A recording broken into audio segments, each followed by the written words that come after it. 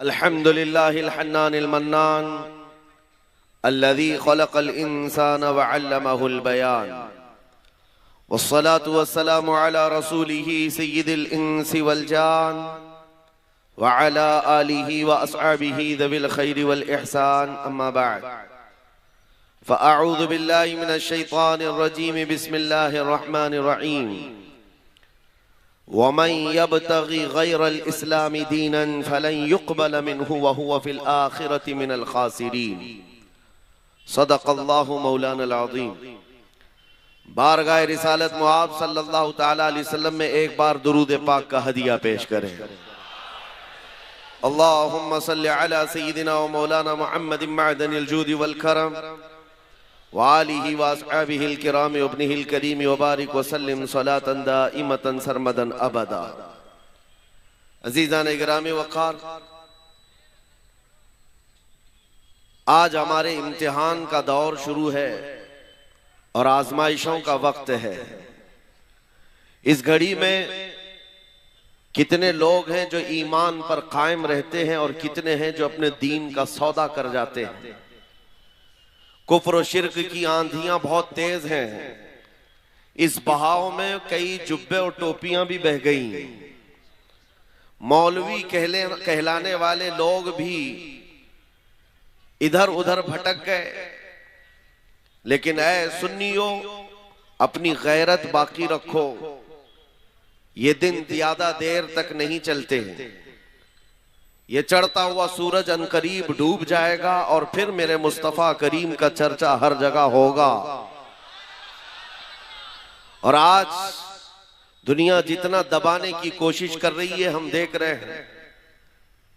मैं तो ये सोचा भी नहीं था कि मुंबई की सरजमीन पर इतना बड़ा मैदान और मैदान में ऐसी गूंजती हुई लब्बैक की सदाएं, और रात के वक्त तुम्हारी ये सदाएं ही बहुत सारे लोगों की नींद हराम कर रखी हुई है।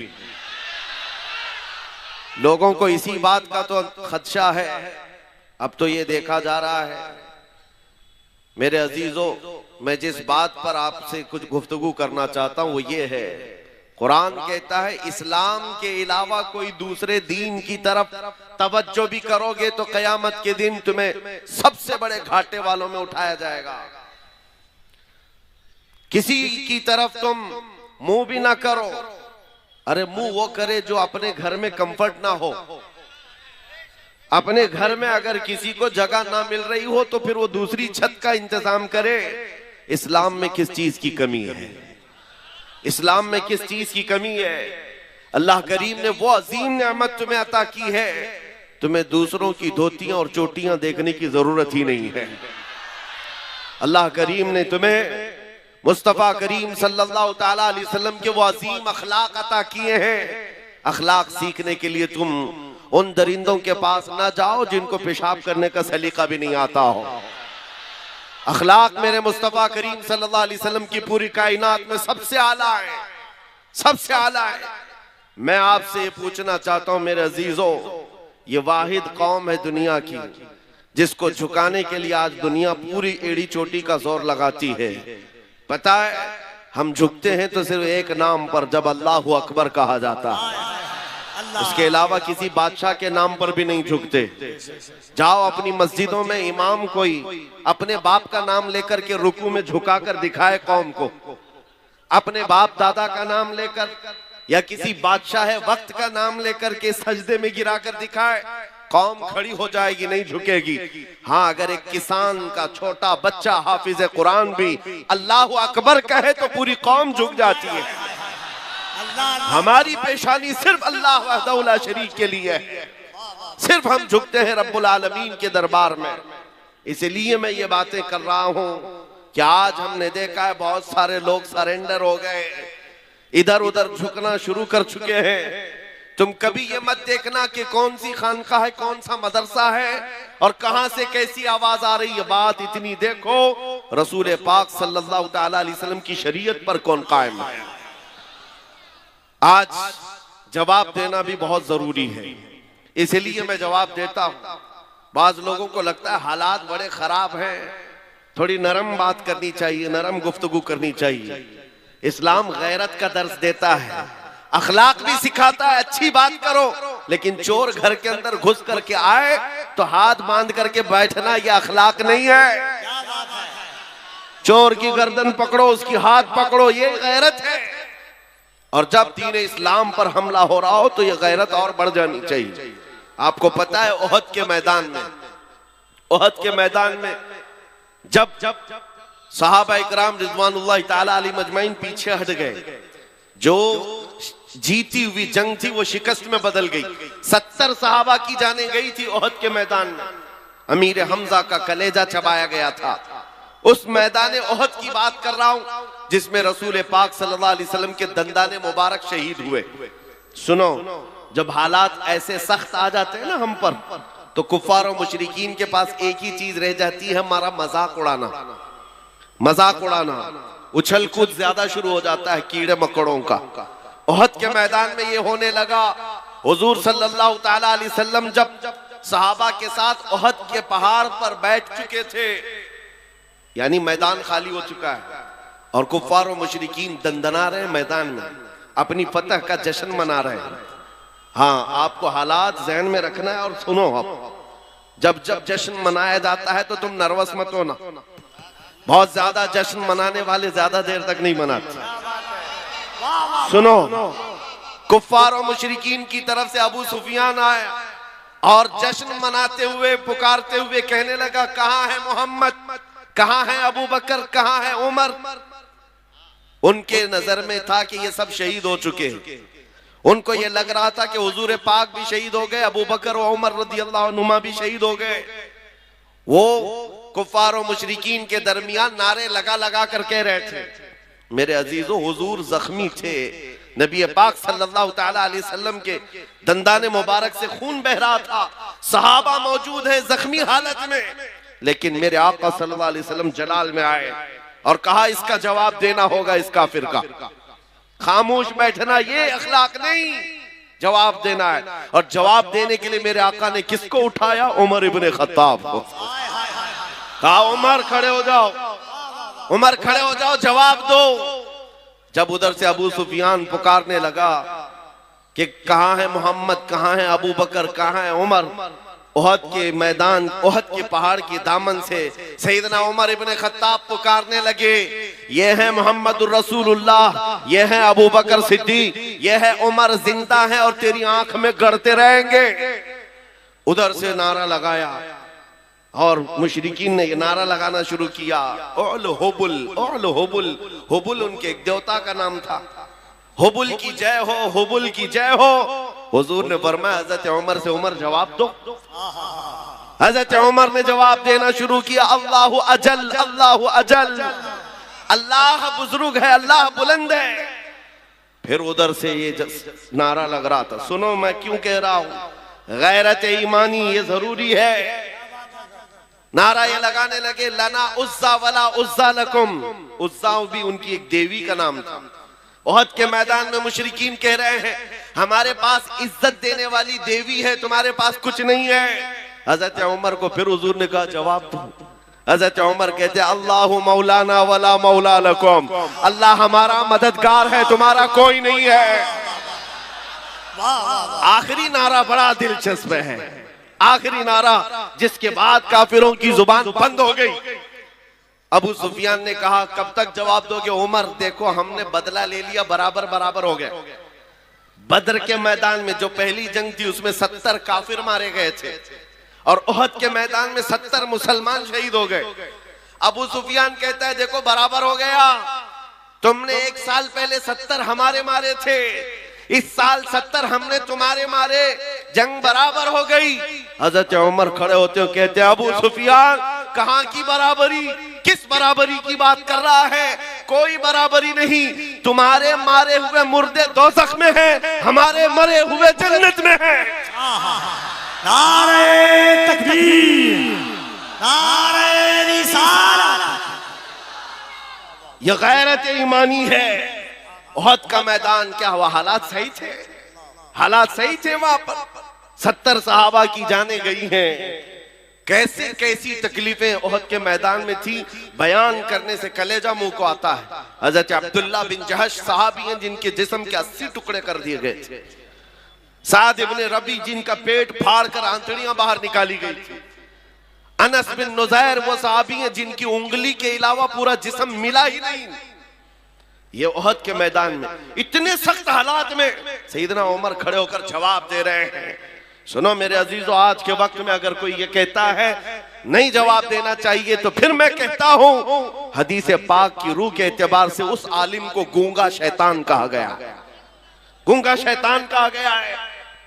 तुम अपनी माँ के ऊपर आ जाए, बीवी के ऊपर आ जाए, बच्चों के ऊपर आ जाए तो जवाब देते हो। मोहम्मद रसूलुल्लाह की जात पर या इस्लाम पर या कुरान पर बात आए तो मेरे अजीजों फिर जिंदगी के ये हिकमतें और मसलहतें नहीं देखी जाती। हमारी इज्जत, हमारी आबरू रसूलुल्लाह के नाम से है। आज इन हालात के एतबार से मैं आपको सिर्फ और सिर्फ इतनी बात कहूंगा, ईमान पर जमे रहो, डटे रहो, मजबूती से कायम रहो। जो दीन अल्लाह ताला ने तुम्हें अता किया है इसका समझौता कभी नहीं करना। सैयद मियां मारा रवि रहमतुल्लाह अलैह ने क्या खूब नारा लगाया था, किसी की जय विजय क्यों पुकारे क्या गरज हमको, किसी की जय विजय क्यों पुकारे क्या गरज हमको, हमें काफी है सैयद अपना नारा या रसूल अल्लाह, हमें काफी है सैयद अपना नारा। हाँ, हम रसूलुल्लाह के, जन्नत रसूलुल्लाह की। आपको सिर्फ मैं इतनी बात पूछता हूं, अगर दुनिया आपको हुजूर का गुलाम कहे तो आपको कोई एतराज है? आपको अगर दुनिया हुजूर का गुलाम कहे तो एतराज की बात क्या? मेराज है हमारी। हम तो ये चाहते हैं कि दुनिया हमें हुजूर का कुत्ता कहकर पुकारे। तो जब दुनिया के सामने तुम्हें कोई एतराज नहीं है तो गुलामी करो, तो खुल के गुलामी करो। इश्क हो तो इजहार भी हो। नबी पाक सल्लल्लाहु ताला अलैहि वसल्लम से अगर निस्बत रखने पर तुम फख्र करते हो तो खुल करके करो। ये दाढ़ियां छिलाकर, टोपियां छुपाकर, गैरों की शबी बना करके तुम फिर किस गुलामी की बात करते हो? फिर किस गुलामी की बात करते हो? जिस मैदान में भी जाओ, अरे दुनिया चोटी रखने में शर्म नहीं करती, नंगा घूमने में फर्क शर्म नहीं करती, आमिना के लाल के चेहरे पर तुम्हें शर्म किस बात की है?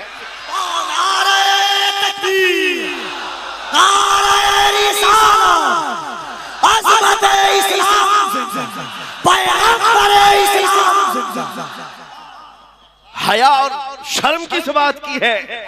इसलिए मैं नौजवानों से सिर्फ इतना कहता हूं, मैं तलवार, हथियार, नेज़े, भाले, बंदूक, बारूद की बात नहीं करता।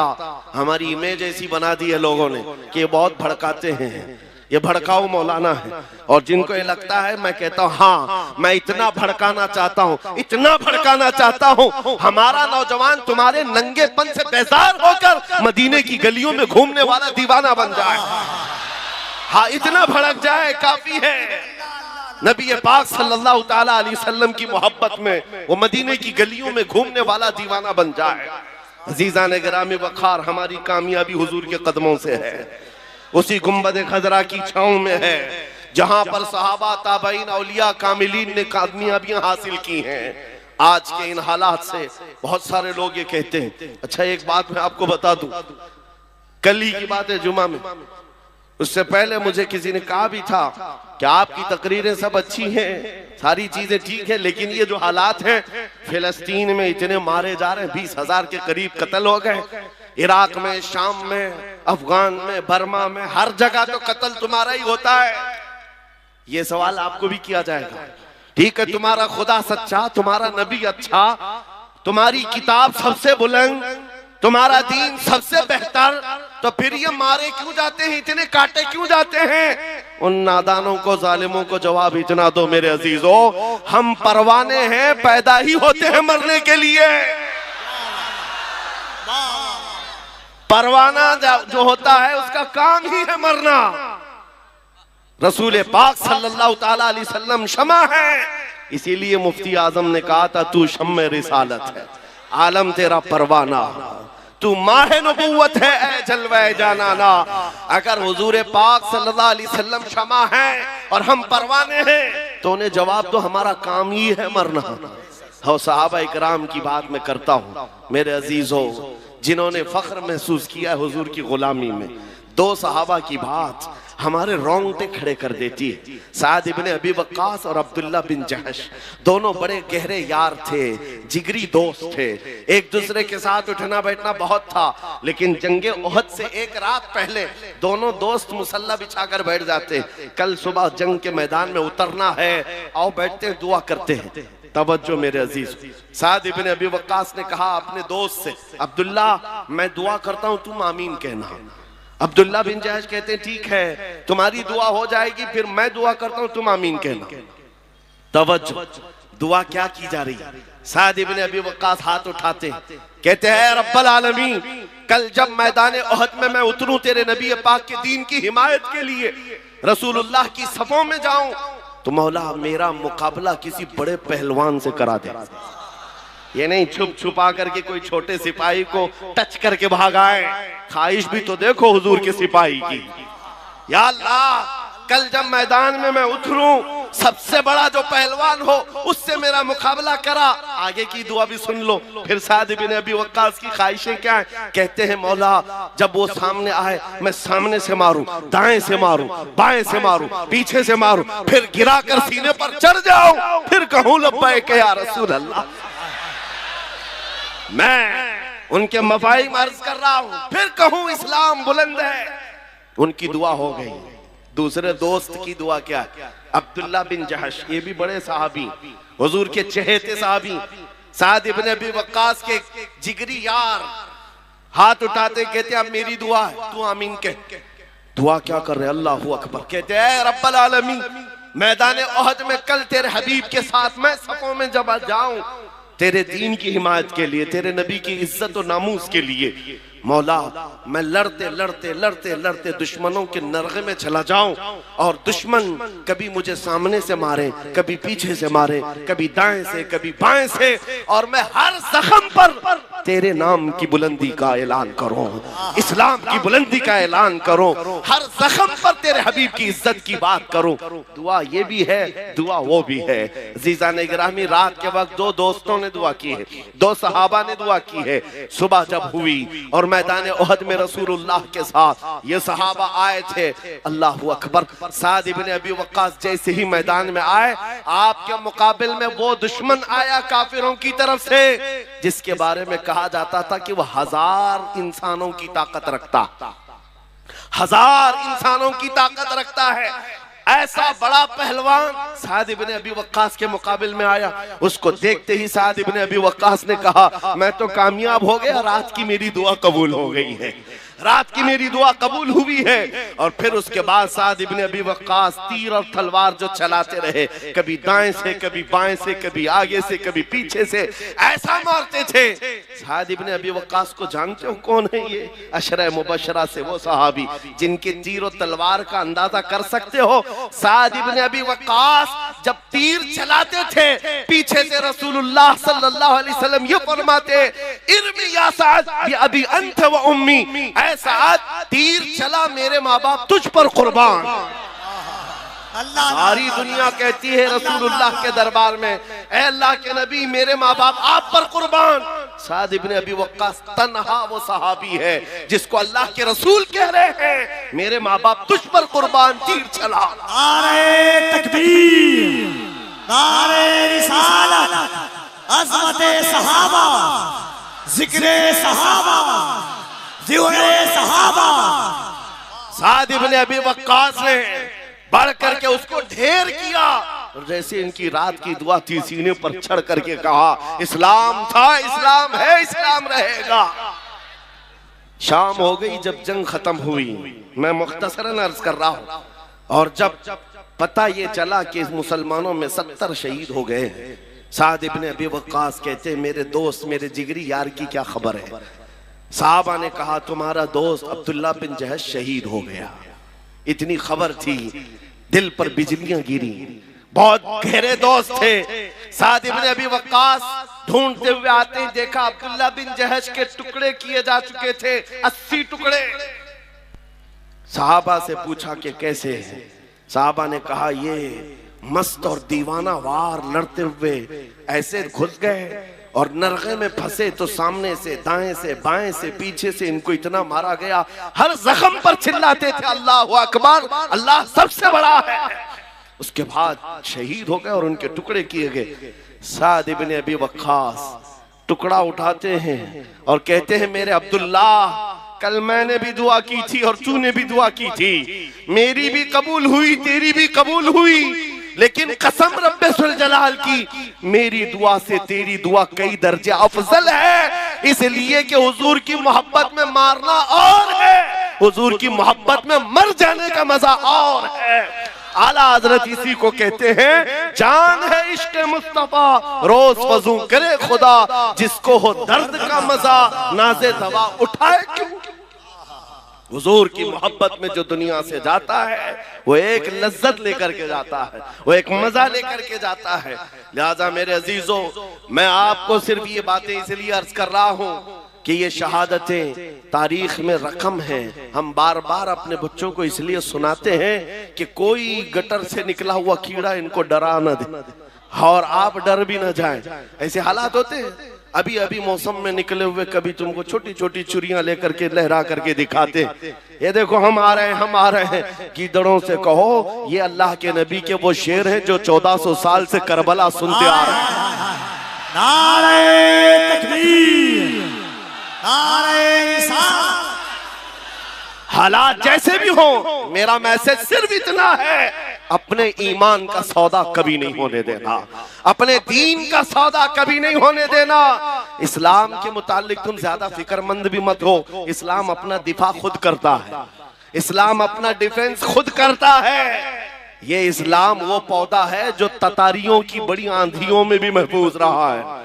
हाँ, चंगेज और हलाकू के दौर में भी इसका बाल बेका नहीं हो सका। आपको पता है बगदाद में ततारियों ने कत्ले आम किया था, सबको सुला दिया है, खून से लाल कर दिया है। और ततारी बादशाह की बेटी शाम में घूमने के लिए निकली है तो उस वक्त देखा कहीं से अजान की आवाज आ रही। हमने तो बगदाद की ईंट सींट बजा दी, फिर भी आवाज आ रही। लोगों को यही तो दर्द है, हमने कई सालों से इनके पीछे मेहनत की, फिर भी अजान कहीं ना कहीं से आती, अजान की आवाज आती है। हाँ वो आएगी। एक बात बता दूं, कफील साहब इसको नोट करें, एक मस्जिद में किसी बुत के रख देने से वो बुत कदा नहीं होता। तारीख गवाह है, 307 काबे के अंदर थे, तब भी काबा काबा था। कोई हाथ नीचे न रहे। नारे रिसालत, मज़हब-ए इस्लाम, अज़मत-ए इस्लाम, पैगंबर-ए इस्लाम। काबा काबा ही था, काबे का तवाफ कभी नहीं रुका, काबा का हज होता रहा। 360 बैठे थे तब काबा काबा था। और फिर मेरे आका सल्लल्लाहु अलैहि वसल्लम तशरीफ लाए और हर तरह की शिर्क और कुफ्र से काबे को पाक किया। और हमारा यकीन है मोहम्मद अरबी का गुलाम कभी तो आएगा और फिर बुत कदे से उस मस्जिद पाक को पाक करके कौम के हवाले करेगा, कौम के हवाले करेगा इंशाअल्लाह। मेरी बात सुनो, ततारियों की बेटी ने पूछा इस वक्त अजान की आवाज कहां से आ रही है, आवाज कहां से आ रही है। लोगों ने कहा ढूंढते, देखा तो एक छोटी सी दुकान में एक बूढ़ा आदमी है, अजान दे रहा है, पकड़ के लाओ इसको। पकड़ करके लाए। बूढ़े लोग जो हैं बड़े सख्त होते हैं। हाँ, अभी हम एक बूढ़े साहब का इंटरव्यू भी देख रहे थे, बड़े तन करके जवाब देते, क्योंकि उनको पता है अब बचा क्या है, अब बचा क्या है, दाढ़ी सफेद हो गई, कमर झुक गई है, जाना है वैसे भी। तो बूढ़ा अजान दे रहा है बगदाद की गलियों में।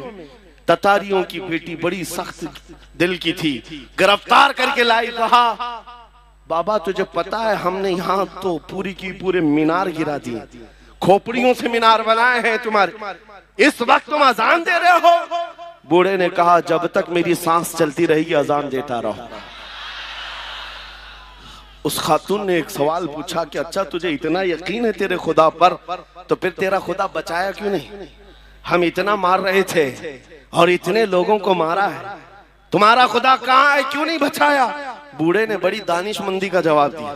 कहा बेटी तुझे पता है बकरियां पालने वाला रेवड़ लेकर के जब चलता है तो साथ में कुत्ता भी लेके चलता है। बकरी कभी रेवड़ से हट जाती, इधर उधर जाती है तो कुत्ता भौंक भौंक करके उसको जमात में शामिल करता है। हम उम्मते मुस्तफा कभी भटक जाते जमात से इधर उधर, मौला तुम जैसे कुत्ते छोड़ता है, तुम भौंक भौंक करके हमें फिर शरीयत में ले आते।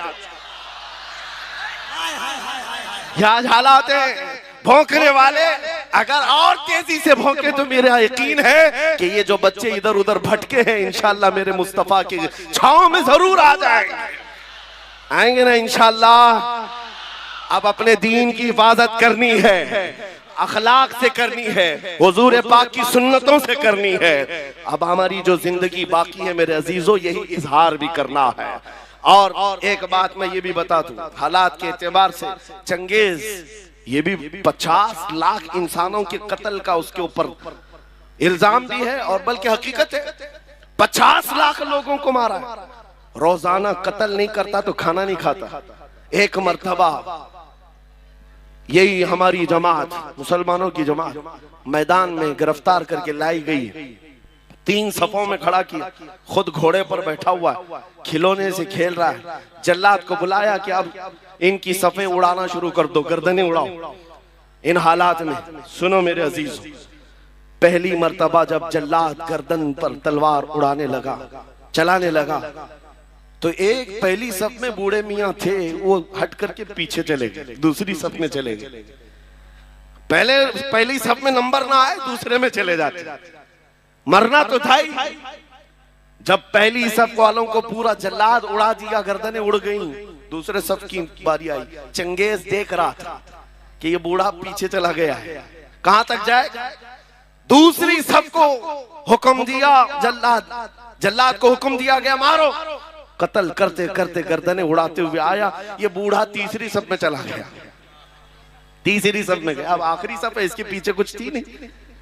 अब चंगेज ने तीसरी सफ के कत्ल के हुक्म से पहले मजाक में कहकहा मार करके पूछा, बूढ़े पहली सफ में खड़ा था दूसरी में आ गया, दूसरी में खड़ा था अब तीसरी में आ गया, तीसरी की बारी शुरू हो रही है, अब कहां जाएगा। बूढ़े ने कहा अब भी मेरा अल्लाह है, अब भी अल्लाह है, ना उम्मीद नहीं है। उसने अभी जल्लाद को हुक्म दिया ही था। उस चंगेज के हाथ में जो खिलौना था, घोड़े पर बैठकर खेल रहा था, अचानक गिर गया, और वो खिलौना उठाने के चक्कर में जैसे ही झुका, उसका घोड़ा बिदक गया, उसका पैर घोड़े की जीन में फंस गया और घोड़ा भागने लगा। इतना भागा कि चंगेज के सर को पत्थरों से टकराते टकराते, घोड़ा किसी के काबू में नहीं है, सारे सिपाही घोड़ा पकड़ने के पीछे भागे हुए हैं, सारे वजीर पकड़ने के लिए जा रहे हैं। घोड़ा उस वक्त जाकर रुका जब इसका सर फट कर 2 टुकड़े हो गए, मर चुका है, और सारी सल्तनत एक आन में खत्म। बूढ़ा अपने हाथ उठाकर कहता है, ऐ दुनिया वालों देखो मेरा मौला मौजूद है, कैसे भी हालात हो मेरे अजीजों अल्लाह है। कुरान पाक में मेरा मौला फरमाता है, ला तहज़न इन्नल्लाह मअना। रसूल पाक सल्लल्लाहु तआला अलैहि वसल्लम ने गारे सौर में हजरत अबू बकर को यह जुमला कहा था। ये जुमला बहुत पावरफुल है, बहुत पावरफुल है। आज अगर आप ये कहते हैं कि कौन है हमारे साथ, कौन सी सियासी ताकत है, कौन सी कुव्वत है, मियाँ हमको भी देखो, लोग ये सोचते होंगे बड़े बड़े लोग इनको चलाते हैं, एक छोटा आदमी भी पीछे खड़े होने को तैयार नहीं होता। हाँ, ये तो बड़े जिगरे वाले मौलाना लोग हैं जो बैठ गए स्टेज पर, यूपी में तो डरते भी हैं। हाँ, इनके स्टेज पर बैठेंगे, दूसरे दिन फोटो में आएंगे। हाँ, एक मौलाना साहब उन्होंने कहा भी, आपके साथ बैठे थे, दूसरे दिन पुलिस वालों ने उठा लिया। कहा क्यों उठाया? कहा लब्बैक लब्बैक तुम बहुत पुकार रहे थे। मैंने उन मौलाना साहब से कहा, फकर करो मौलाना, दुनिया चोरी करके थाने जाती है, तुम नबी का नाम लेकर जा रहे हो, इसमें क्या खौफ, इसमें किस बात की झिझक और शर्म है। मैं ये कह रहा हूं मेरे अजीजों, नबी पाक सल्लल्लाहु तआला अलैहि वसल्लम की मोहब्बत में अगर किसी को हया है और शर्म है तो ये शैतानी शर्म है, ये शैतानी हया है। सिद्दीक अकबर गारे सौर में हुजूर के साथ हैं, मुशरिकीन ढूंढते ढूंढते उस गार तक भी आ गए, और ऐसे हालात थे कि हजरत अबू बकर कहते हैं अगर वो पांव उठाते तो हम नजर आ जाते। मुशरिकीन वहां तक पहुंच गए हैं, अगर वो पांव उठाते तो हम नजर आते। हजरत अबू बकर सिद्दीक की बेकरारी जैसी बड़ी पूछा रसूलुल्लाह से, आका अब क्या होगा? तब नबी पाक ने अबू बकर सिद्दीक के सीने पर हाथ मारा और कहा, ला तहज़न इन्नल्लाह माना, घबरा मत, अल्लाह हमारे साथ है, अल्लाह हमारे साथ है। आज फिर मैं ये कहता हूँ, कौन है तुम्हारे साथ? दुनिया ये बार बार ताना मारती है, ये पार्टी भी नहीं, वो पार्टी भी नहीं, हजारों गुरु घंटाल तुम्हारे साथ हो, अल्लाह हमारे साथ है। इस यकीन के साथ जिंदा रहो मेरे अजीजों, अल्लाह हमारे साथ है। आपकी पैदाइश जब हुई थी, आपके कान में मौज़िन ने सबसे पहला जुमला क्या कहा था? अजान देते हैं कि नहीं बच्चा पैदा होने पर? बोलो जोर से, क्या कलमा था? अल्लाह हो, अल्लाह हो, अल्लाह अकबर का मतलब अल्लाह सबसे बड़ा है। और उसके बाद जिस दिन तुम मरते हो, कफन पहना करके जनाजा लाकर रख दिया जाता, इमाम तुम्हारे जनाजे पर तकबीर उठाकर सबसे पहले क्या कहता है? क्या कहता है? हम इस दुनिया में आए थे अल्लाह अकबर सुन करके, दुनिया से जा रहे हैं अल्लाह अकबर सुन करके। यह अकीदा है, इस दुनिया में हम मुसलमान अल्लाह से बड़ा किसी को नहीं मानते। अल्लाह सबसे बड़ा है, अल्लाह सबसे बड़ा है। इस ईमान के साथ जियो मेरे अजीजों। आपको पता है आज के हालात में लोग तुम्हें ये कहेंगे, सब आधा इधर आधा उधर करके चलो, लकुम दीनुकुम वलिय दीन की बात है। कुछ पीर लोग भी आए, कुछ मौलवी लोग भी आए, जरा इनका भी दिल रख लो, जरा इनका भी दिल रख लो। एक मियान में दो तलवार नहीं रह सकती। आप इस बात को याद रखो, इस्लाम पर हो तो इस्लाम पर पूरे के पूरे उतर जाओ। और पूरे के पूरे उतरने का मतलब ये है, किसी की खुशामदी और किसी की चापलूसी के लिए हम नहीं जीते। हमने देखा है उन सियासी नेताओं को बेचारे 40-40 साल उनकी ज्योतियां उठा करके नौकरी करते रहे, बूढ़े हो गए तो पार्टी ने निकाल दिया और पता नहीं कौन सी दर्शन मंडली में बिठा दिया गया है। इनका हाल ये है। लेकिन हुजूर की गुलामी में जो आलिम जितना बूढ़ा होता है उतनी इज्जत बढ़ाई जाती है। मोहम्मद के गुलामों में बुढ़ापा आ नहीं सकता। यहाँ जो जितना बूढ़ा हो जाए इज्जत बढ़ती चली जाती है। इसलिए एक बात याद रखो, दुनिया तुम्हारे खुशामद करने से कभी राजी नहीं होगी, ये कभी राजी नहीं होंगे। तुम कशका लगा लिए, तुम भगवा पहन लिए, कभी इधर की बातें उधर की बातें कर लिए, कभी राजी नहीं होती दुनिया, कभी नहीं राजी होती है, हमने देखा है। लेकिन आओ मेरे मुस्तफा के दरबार में एक दुरूद से राजी हो जाएगा। आता है फकीरों पे उन्हें प्यार कुछ ऐसा, खुद भीख दे और खुद कहे मंगते का भला हो।